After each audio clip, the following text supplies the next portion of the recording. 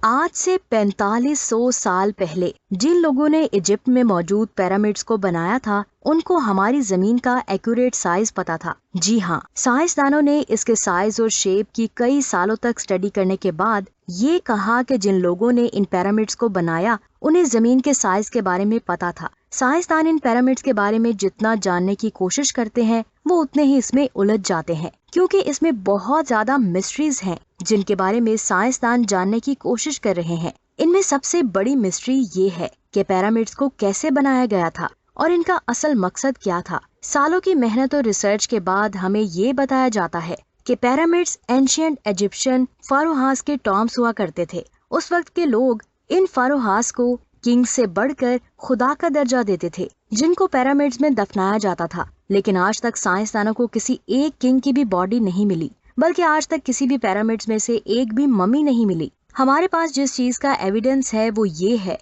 कि the great pyramid को 23 lakh limestones के ब्लॉक से बनाया गया था। हर ब्लॉक का वजन एक हाथी से ज्यादा है। इसकी बेस करीब 13 एकड़ पर फैली हुई है और इसकी हाइट 481 फीट है। हमें ये भी देखने को मिला है कि इन पिरामिड्स की ईस्टर्न और वेस्टर्न पोल्स सीधी नॉर्थ पोल की तरफ जाती हैं। इतने बड़े स्ट्रक्चर को हजारों साल पहले आज के एडवांस कॉम्पास जितनी एक्यूरेसी से नॉर्थ पोल की डायरेक्शन में सीधा खड़ा किया गया था। ये वो सबूत है जो आज भी हमें देखने को मिलता है। इसके अलावा इस पिरामिड की बेस का लेवल भी बहुत ज्यादा एक्यूरेट है। ये बात मैं आपको बता दूं कि 3 एकड़ जितने एरिया का इतना एक्यूरेट लेवल आज की मौजूदा लेजर टेक्नोलॉजी से ही किया जा सकता है। इसके अलावा इस पिरामिड के चारों साइड्स की लंबाई 230 मीटर है। अगर इन चारों में कोई डिफरेंस है तो वो 2 इंच से ज्यादा नहीं है, यानी ये वॉल्स 99.98% एक्यूरेट हैं। जिन लोगों ने दी ग्रेट पिरामिड्स को बनाया था, उन्हें जमीन के साइज के बारे में अच्छी तरह से पता था। जैसे कि आपको पता है कि सर्दियों में दिन छोटे और रात बड़ी हो जाती है, और गर्मियों में रातें छोटी और दिन बड़े हो जाते हैं। लेकिन एक साल में 2 दिन ऐसे होते हैं जिनमें रात और दिन दोनों एक जितने ही होते हैं। एक दिन होता है 21 मार्च और दूसरा दिन होता है 22 सितंबर। इन दोनों दिनों में सूरज इक्वेटर के बिल्कुल सेंटर में होता है, जैसे आप इस तस्वीर में भी देख सकते हैं। इस टाइम को सोलर इक्विनॉक्स कहा जाता है, जिसका मतलब ये हुआ कि इन 2 दिनों में 12 घंटों का दिन और 12 घंटों की रात होती है। अगर 12 घंटों को सेकंड्स में कन्वर्ट किया जाए तो ये 43,200 सेकंड्स बनते हैं। अगर 43,200 सेकंड्स को दी ग्रेट पिरामिड्स की हाइट से मल्टीप्लाई किया जाए तो जवाब आता है 6,333 किलोमीटर्स। ये उतनी ही लंबाई है जितनी जमीन के पोलर रेडियस की है। अगर परसेंटेज को देखा जाए तो पिरामिड को बनाने वालों की कैलकुलेशन 99.63% एक्यूरेट है। आप सोच रहे होंगे कि ये इत्तेफाक हो सकता है, लेकिन पिरामिड की बेस का पैरामीटर 0.921 किलोमीटर है। उसको अगर 43,200 से मल्टीप्लाई किया जाए तो जवाब आता है 39,804, और ये साइज जमीन के सरकमफेरेंस ऑफ अर्थ के साइज के 99.34% के बराबर है। कोइंसिडेंट सिर्फ एक बार होता है, लेकिन 2 दफा 99% एक्यूरेट रिजल्ट आना इस बात का सबूत है कि उस वक्त भी लोग बहुत इंटेलिजेंट थे। लेकिन अभी भी बहुत सारे लोगों का मानना है कि ये सिर्फ इत्तेफाक है। लेकिन जैसे कि हमने अभी जाना कि 43,200 जिसका ताल्लुक सोलर इक्विनॉक्स से है, ये एक और जगह पर अपना सबूत दे रहा है। देखने से पिरामिड की 4 साइड्स नजर आती हैं, लेकिन असल में ये 4 नहीं बल्कि 8 हैं। ये 8 साइड सिर्फ सोलर इक्विनॉक्स वाले दिन ही ऊपर से देखने पर नजर आती हैं। इस डिस्कवरी को पहली बार 1940 में एक ब्रिटिश एयरफोर्स पायलट ने किया था, जब वो पिरामिड्स के ऊपर से गुजर रहा था। अब यहाँ सवाल आता है कि हजारों साल पहले पिरामिड्स बनाने वाले लोगों को जमीन का सोलर रेडियस और इक्वेटर के सरकमफेरेंस के बारे में कैसे पता चल गया।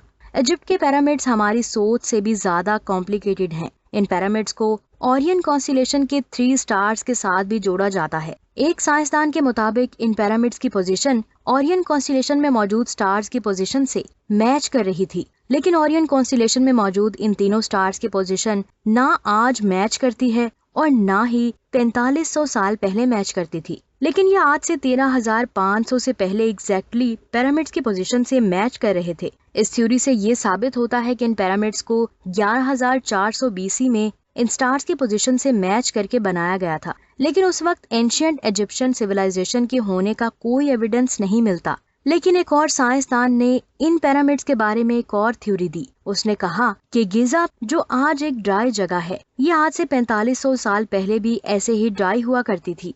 लेकिन लाइमस्टोन से बने 240 फीट बड़े इस स्ट्रक्चर पर ये निशान सिर्फ हवा और रेत की वजह से नहीं, बल्कि इसमें पानी का सबूत बड़ा किरदार है। ये निशान तब मुमकिन हो सकते हैं जब पानी यहाँ से बहुत स्पीड में गुजरे। ऐसे निशान कई और पहाड़ों पर भी देखने को मिलते हैं जहाँ पानी बहुत तेजी से गुजरा करता था। अगर इस स्टैचू को भी एंशिएंट इजिप्शियंस ने ही बनाया था, तो उसके बाद तो ये जगह आज तक खुश्क ही रही है। तो क्या कहीं इस दौर से पहले तो यहाँ पानी नहीं था? साइंसदानों के पास इस बात का एविडेंस मौजूद है कि 9700 BC में हमारी दुनिया से आखिरी आइस एज खत्म हुई है। ग्लेशियर पिघलकर पानी बन गए और समंदर का लेवल 500 फीट मजीद बढ़ गया था। इस दौरान अच्छा खासा पानी यहाँ से भी गुजर रहा था, जहाँ पर आज ये स्टैचू मौजूद है। पिरामिड्स का जमीन के साइज और अर्थ के इक्विनेक्स के साथ कनेक्शन, इसका टू नॉर्थ्स को फेस करना, लेजर लेवलिंग जितनी एक्यूरेसी से इसकी बेस का लेवल होना, यहाँ ममीज का ना मिलना और पिरामिड्स की वॉल का 99.98% एक्यूरेट होना, ये सब चीजें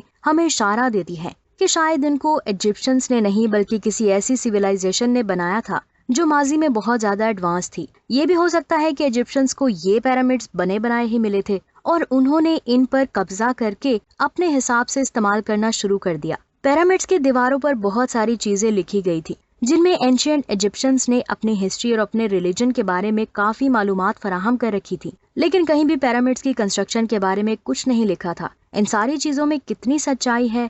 जैसे जैसे साइंसदान तरक्की करेंगे, चीजें सामने आती जाएंगी। 12 जुलाई 2022 को जेम्स स्पेस टेलीस्कोप ने एक तस्वीर को खींचकर जमीन पर भेजा। वो तस्वीर है ये, spectrum of the gas giant planet WASP 96b।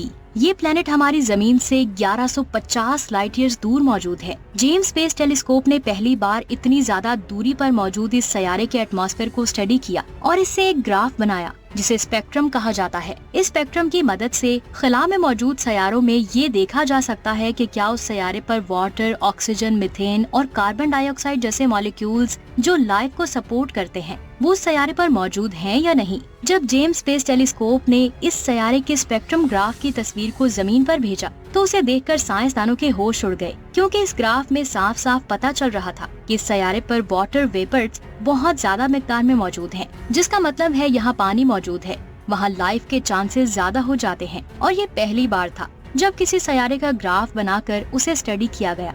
उस पहले ही ग्राफ में साइंसदानों को पानी के सबूत मिल गए। अब साइंसदानों को वहाँ बाकी मॉलिक्यूल्स को फाइंड करना था। 2022 में जेम्स की ये बहुत बड़ी डिस्कवरी थी। जेम्स ने एक और सैयारे को फाइंड किया था जिसका नाम LHS 475b रखा गया था। जेम्स ने इस सैयारे का भी स्पेक्ट्रम ग्राफ बनाया था, जिससे ये पता चला कि इस सैयारे का एटमॉस्फेयर भी बहुत ज्यादा थिक है, जिसमें मीथेन गैस बहुत ज्यादा मौजूद है। ये एटमॉस्फेयर सेम वैसा ही है जैसा हमारे सोलर सिस्टम के दूसरे बड़े चांद टाइटन का है। इसके ग्राफ को आप अपनी स्क्रीन पर देख सकते हैं। इसकी दूसरी खास बात ये है कि एक रॉकी सैयारा है, यानी वहाँ की जमीन रॉकी है। और सबसे खास बात ये है कि इसका साइज हमारी जमीन के साइज के बराबर ही है। इस चीज ने साइंसदानों का ध्यान अपनी तरफ खींचा। लेकिन ये सैयारा हैबिटेबल जोन में मौजूद नहीं है और शायद वहाँ लाइफ भी मौजूद ना हो। लेकिन ये कुछ नहीं कहा जा सकता कि वहाँ लाइफ है या नहीं, क्योंकि अल्लाह कभी भी लाइफ पैदा कर सकता है।